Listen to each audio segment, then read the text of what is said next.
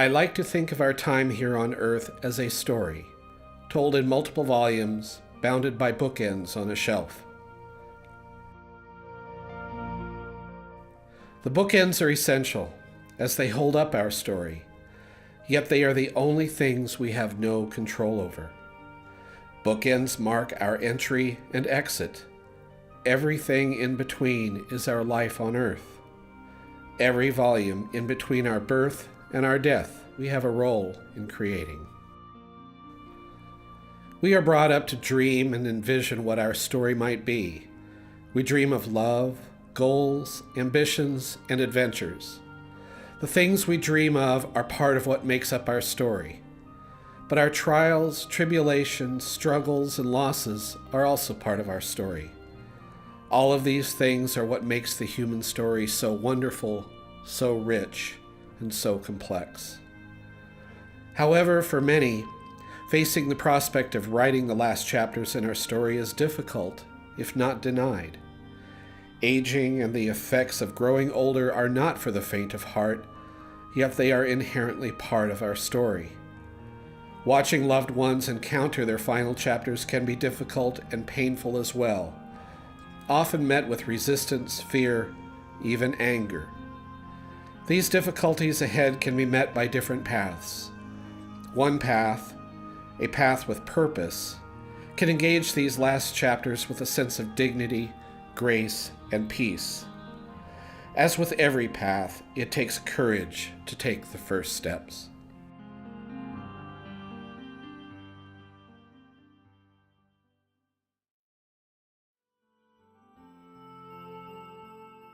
I looked at the obituary page, and I noticed that on the obituary page today, 2 pages, only 2 people on those pages had died.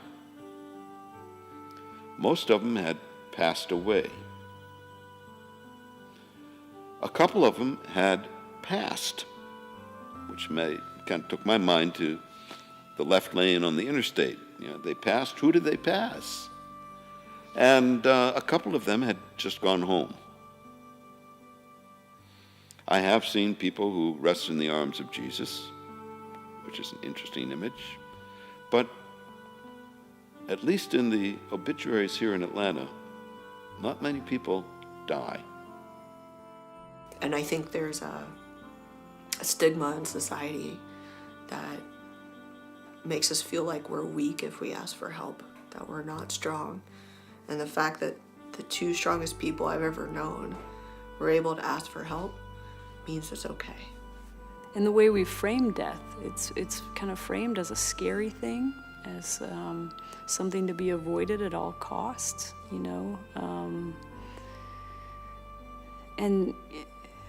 I think attending to so many different ones, you see that there's a great diversity in how they can be. Don't like to talk about the end, maybe because it feels like the end means there's nothing after that. There's no possibility for connection at all. And to me, and so maybe it feels really too scary, like too much, because then how can the person who has passed away still be a part of our lives and our hearts and our minds and our lives in an active, present way?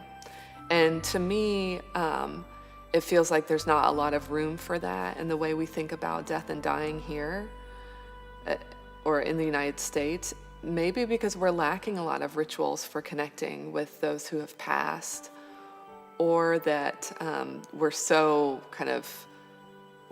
immersed in kind of materialism that we don't acknowledge that there can be a way in which someone's presence continues and our relationship can shift and change over time. We prepare for births. We have revealing parties where we show pink or blue balloons to tell what gender our baby's going to be, and we build nurseries, and we buy clothes, and we start education accounts, and it's a beautiful, beautiful preparation. My wish to the universe is that we started preparing for death the same way that we prepare for birth. Not to be morbid, but to say, okay, one day this is going to happen, and I don't know when it's going to be, but here are the things that I would like to see happen. So if we can start having the conversation earlier, if we can start making decisions so that our families don't have to make them for us, if we can start saying from the beginning, there may be a time when I'm not here, but you're going to be okay. And here's how I know that. When we start having those conversations of how much we love each other and what we appreciate about each other, because we may not get to have that conversation tomorrow, because we don't know what life's going to bring. If we could start doing those things and planning for our death the same way we plan for our birth or even our retirement, then maybe the human species will start to get over our need to be young and realize there's celebration in every part of life.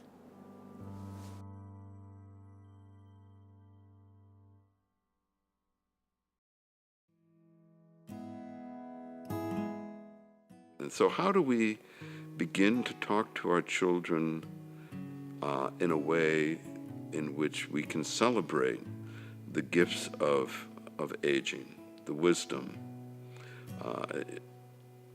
How do we begin to help our children face the fact that that we're not immortal, that we will die? How do we talk about that? How do we talk about it comfortably? Because children, of course, will pick up, or the people we're mentors to will pick up our discomfort. How do we use the right language and the direct language and avoid euphemisms? I think those are all a part of helping our children see how we are transitioning, or those we love are transitioning through these issues and into death. I think when you spend that time with your family, when you spend that time, which I think is very important, talking about, what is it that you would like, so we can carry out your wishes and what you'd like. How do you want us to celebrate your life? I think having those conversations are important. So it's the conversation that needs to happen, and it doesn't have to be a negative thing, because it is something that will inevitably happen to each and every one of us. My grandfather, my dad's father, was one. And as he was getting close to dying, in fact, the last time I saw him alive, I'd gone out for spring break to visit him. And he was much more frail than he'd ever been. And he wanted to, and he said, I'm doing this with all the kids. We're going to talk about this. I'm going to die. He's like, no, I don't want to talk about it. And he said, we're going to talk about it. These are the things I'm most proud of in my life. These are the things that give me delight in my life. And it's getting close to the end. And it was a hard conversation to have. But when I left, I felt better. He and I didn't talk about death per se. I learned from his example of the way he approached that. And then once he passed, I had to have all those hard conversations with my mom. And I was the one who had to sit down with her and say, hey, what do you want this to look like? I hope it's not for 30 years, but I want to know what you want. And I think through that experience, again, she was able to teach me that you don't have to be afraid. I would have had more sadness over it, but Bud and I had long, long conversations about this. And he always said, just give me a 50-50 chance to beat this leukemia, and I'm going to go for it. But that didn't happen, not at the end. And he said, when the time comes, you will see that it's taken care of. And I said, yes, I will. And he told me exactly what he wanted. He told me where he wanted to be buried, who he wanted there, and that he was at peace with his Lord. And so he made it so much easier for me, regardless of the circumstances, whether he could have told me anything or not. I really hope that watching everything unfold with my family, that I will have a sense to do it differently. I have a husband in many ways that I really admire the way that he views the death and dying process. He constantly tells me that if anything were to happen to him, that he's just ready to go peacefully and, in whatever way makes sense, and that he would like to be, his ashes to be sprinkled in the ocean, and that's what it is, and that he's okay with that. And he's very, very comfortable talking about death and loss, and that's not something that frightens him.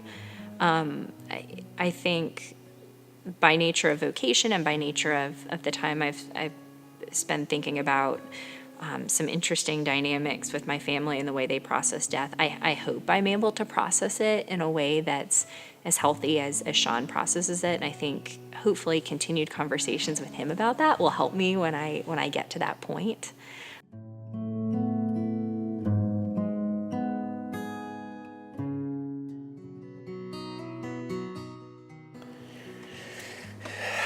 Presence is extremely important. Presence, I think, helps people focus on the moment. When people, they think of presence as, I'm here. And you have to kind of go, okay, it's more than just being here. I'm not saying you're present, physically present here. Are you present emotionally, psychologically, spiritually, intellectually present in this moment at this time? And when families can do that, when they can actually, they're so blessed that they're able to kind of just say, this is the center of the world right now, my loved one who is passing away. That is where there needs to be focus. And if I can think of them and all the good and the love and the beauty that needs to be here in this moment for them now, I can see where it actually is there. Because with all of the uncomfortableness of the dying process, in those final moments, there is calm and peace and beauty. And some people are like, I don't get that. Death is scary. Why is that a beautiful thing? It's like, no, when you're present, when you're touching their hand, when you're listening to them breathing, when you're hearing a final word that may make no sense at all, but it's what they see, what they hear, and they feel like they have to say it. And when you feel the energy of those that you're in the room with, when you connect beyond yourself, you're connecting with your loved one, when you're connecting with everybody that's there, and the positive feelings of love and give the love in that moment. It can be such a great thing for the family to experience. I don't know how I would define it, but I would say what it takes is being willing to risk acknowledging that we don't know what someone else is experiencing, and being willing to ask them and explore and try and understand what is happening in them instead of making assumptions, and then responding in a real way to whatever is revealed.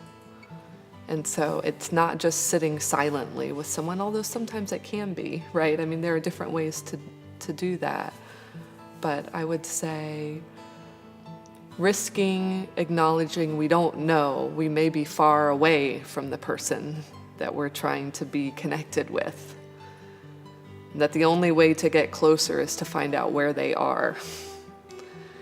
And then to risk the fear of not knowing, how do I get closer to them then, if we do find that out, but being willing to try.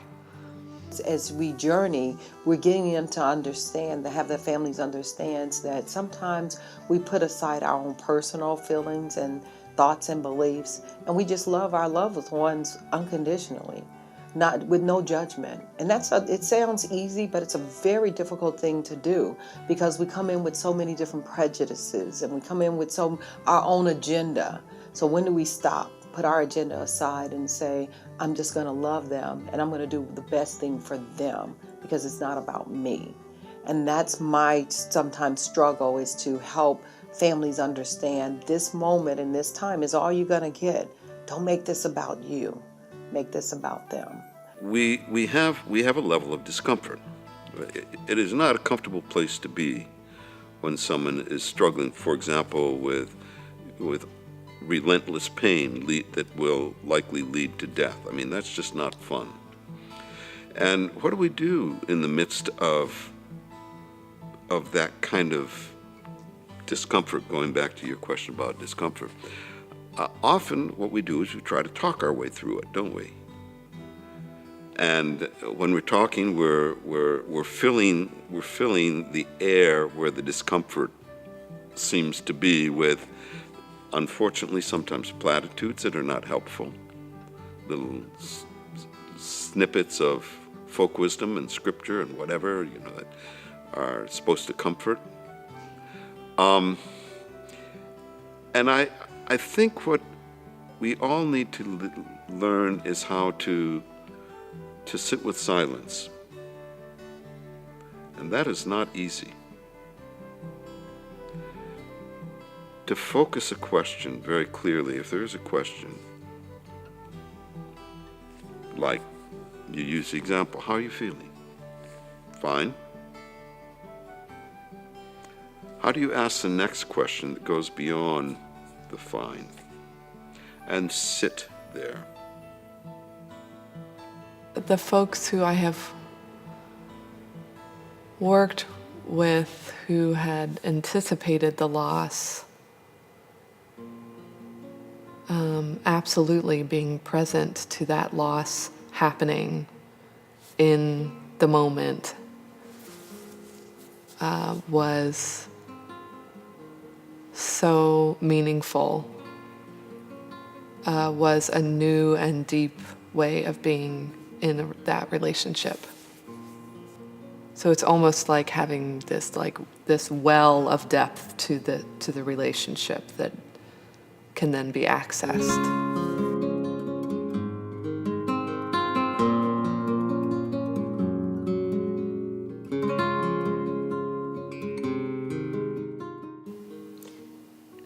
I feel like as a society, we do struggle with the sacredness of what the end of life means and looks like. I think for many, that end of life notion is so scary that we actually really do try to make it very medical of this. Okay, this is what's happening medically and this and that. And the sacred piece, we believe, doesn't actually come until the funeral.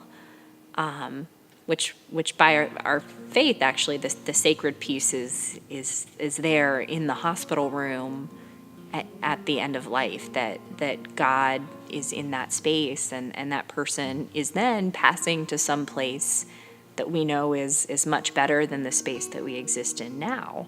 But oftentimes, I think that's not the focus for families in that moment. I think that becomes sometimes just a very scary thing, and it's like the spiritual piece comes after the fact for a lot of families, if that makes sense.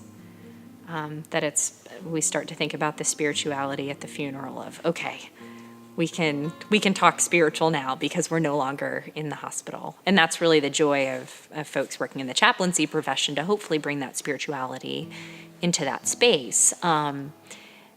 but I think that doesn't, I don't know that all families have had that experience. There's a hunger for, I think, delineating the space as like something profound is happening here, something significant is happening here, and it's a liminal space, and it's deeply unique, and I think ritual is a way of articulating that, and it's simultaneously unique and incredibly common in these mortal bodies. So every death that we experience around us is teaching us about our own destiny and our, what it is to be a mortal human being who dies. And so, I think a lot of the gist of what I hear in your questions is how can we kind of learn to lose, learn to let go, learn to die in all these small ways, and learn to midwife our loved ones onto the next thing. The validation and the permission is so important. And I think we've all kind of heard those stories that, that person was sitting there and they were holding on and holding on and holding on, and nobody understood why. Even the nurses are like, I don't know how they're still here. I don't know how they're still here. And then all of a sudden you hear that, that one child that's been trying to get in from flights and across the country, and then all of a sudden they came and they got to the bedside and they spoke and said, I'm here. Thank you for waiting. You can go. And then an hour later, the person passes. That is so real, and it is so true. I totally believe in that person that's dying wanting the validation, wanting the permission, wanting the confirmation that I can go because all will be well. I think it's an amazing gift that we can give that person. And we need to validate them and the people that are doing it too, because the children and the spouses and those who are left behind, they struggle with letting go. I don't want to say goodbye because when, it's like if they're physically not here, then they are gone in every way, shape, or form. And they can't let go of their soul is still here. And even if this physical body is gone, their soul is still a part of me and will be forever and ever and ever. So when you validate them going through that process and being able to say the gift of letting them have permission to go, it's so good for the patient as well as the family members that are doing that.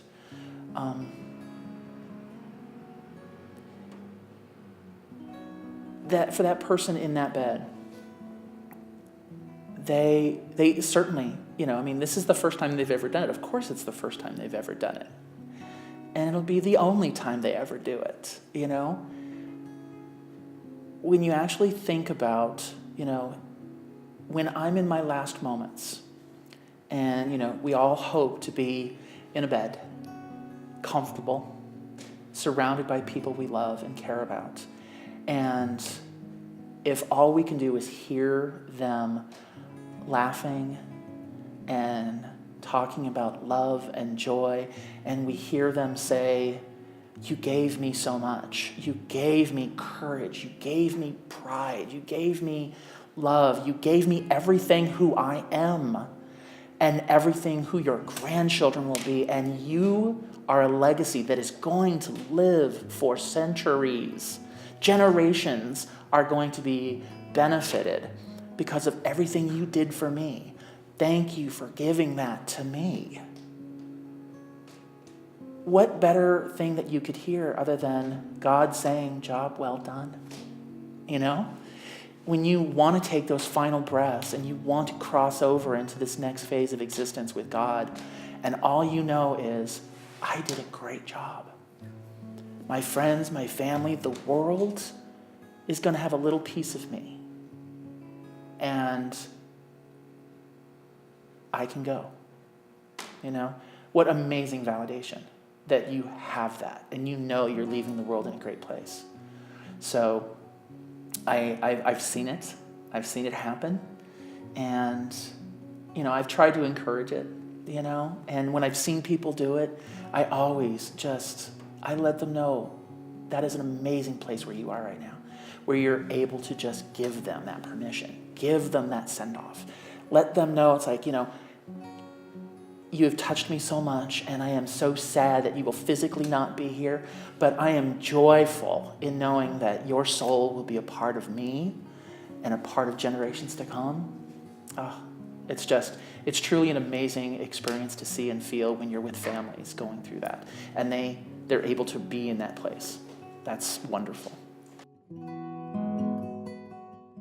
I think about some of the affection that I've been shown by people who are in the dying process, and this makes me a little emotional because it's just stunning.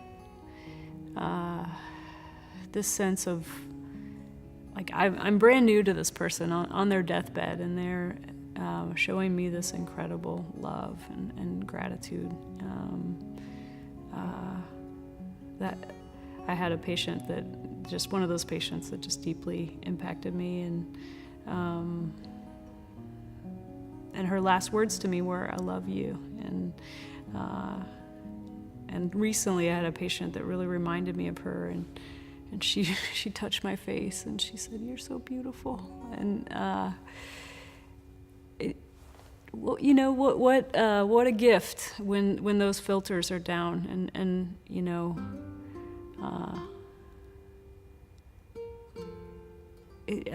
There are no words for how beautiful that feels, you know, and to that sense that it's not simple and it's not easy, but like the grace with which some of these folks enter into their own death is just stunning and holy.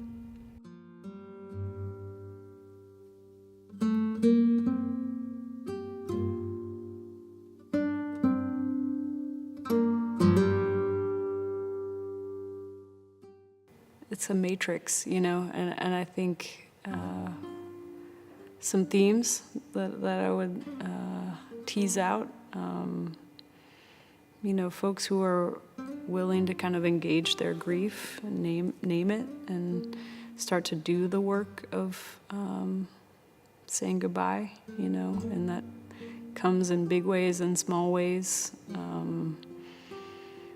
You know, I think these heightened times brings out the best and the worst in families, you know, the stress that it can cause, and when there's a sense of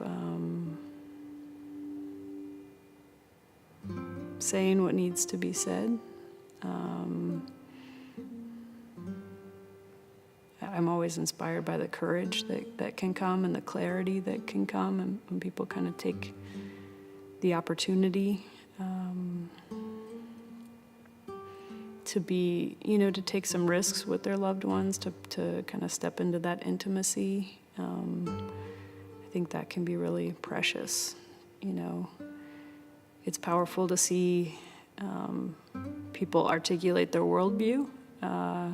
Sometimes that's particular to their vision of heaven and where they're going and who they're reuniting with, and sometimes it's more in their stories and the sense of, this is what my life has been about, and bringing that story to a close, and you know, even if there is still some wrestling in that process, it's not that everything is resolved, but that sense of like, I have peace with the life that I've lived, or, you know, and it's rarely kind of a full package. We're complex people, and I think it's this kind of this sense of the good enough death, where, you know, I mean, like,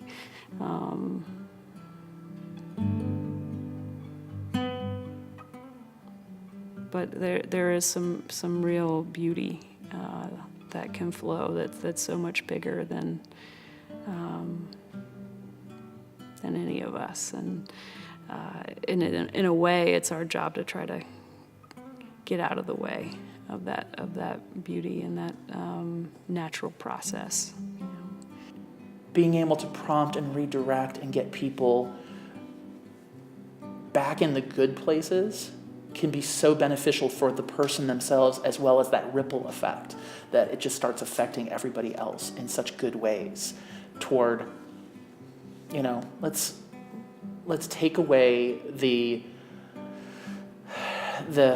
bad stigma of death, because that's where we all want to focus, because that's what death is. Death is bad, and it's retraining people to really get out of that horrible cycle, because that's what we as a society have done. And so in a pastoral role, you're fighting all of this social conditioning and reminding people that, it's like, yeah, this is what we've done as Americans and this is what we've done. But let me show you another way, or let me talk about another way. And what do you think of that? And maybe that's a better way to do this. And, if things go well, it can be great. It can be wonderful. Yeah, because when I'm tending to a death and I don't know the family, sometimes what I can offer is a bit of structure, and even on a very simple level. I try to keep it very simple, having people gather at the bedside and maybe share some stories, share some blessings. I've had families break into song, or play a song on their cell phone. Really whatever is meaningful to kind of create a space, and that's always a bit of a risk to kind of put it out there and see how they are going to step into that. And, for some people, it's really natural. And other people, maybe they're more reserved, or, maybe they just need it to be quiet and simple. But I think for sure in a society that has kind of sterilized and institutionalized the dying experience, people are hungry for, I think, just a more primal expression of the passage that their loved one is undergoing, and in the people who are dying want to be seen and have that experience honored, as much as we can kind of never know what it is that they're going through, to kind of honor, like, you're the one who is on this path and on this journey, and we want to be here with you to make the days that you have left kind of the best days, and what does that look like for you?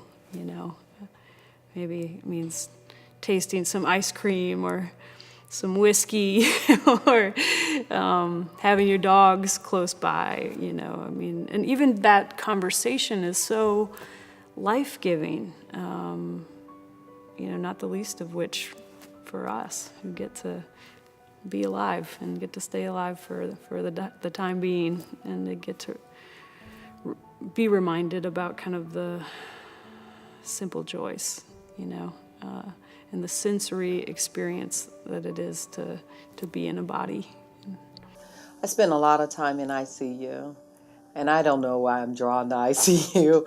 Initially, I was drawn because I was trying to get the hours in, but there was something very special and unique that I found, that I had a gift, and the gift to be able to go in and journey with families and meet families where they were. Some families need to know that in spite of the choices that your loved one has made, there was a son that I talked about before that in class that he was gay. He had a partner, and they were married, and the family never accepted the relationship. And it happened to be an African American family. but to let the family and have the conversation with the mother and the sister. And I remember just sharing with them, this is important. These are his final hours. We're not talking any longer final days. We were talking hours. And they had come in from out of town, and that they could put aside with their feelings because they all loved him.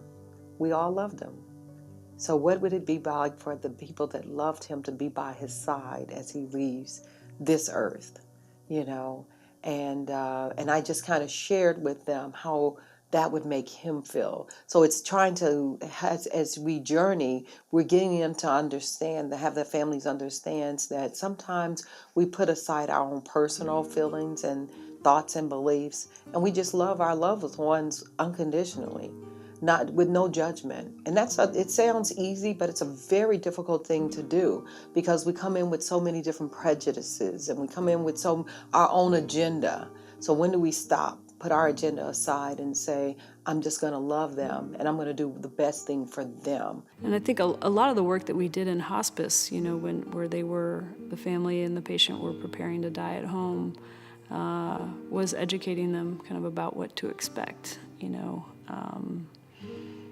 And you really do see themes of, you know, the patient maybe stopping eating and drinking, and emotionally kind of withdrawing, sleeping more, and then as things progress, there are other kind of symptoms. And I think just being around that and knowing that that's normal is a great gift to people, you know, that it doesn't have to be scary, that it actually,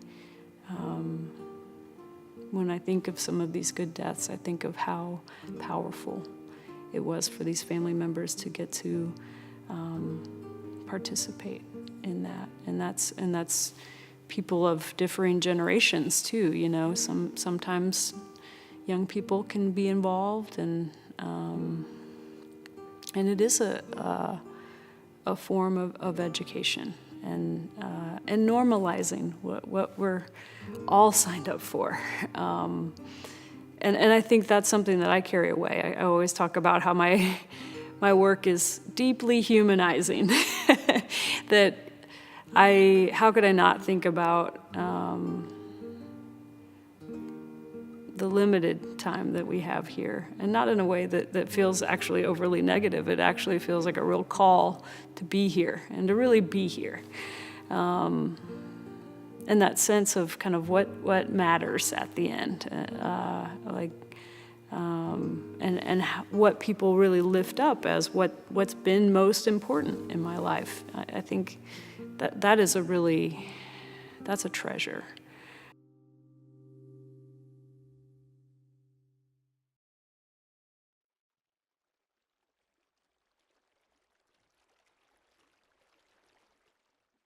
I think we need to tell people how we feel.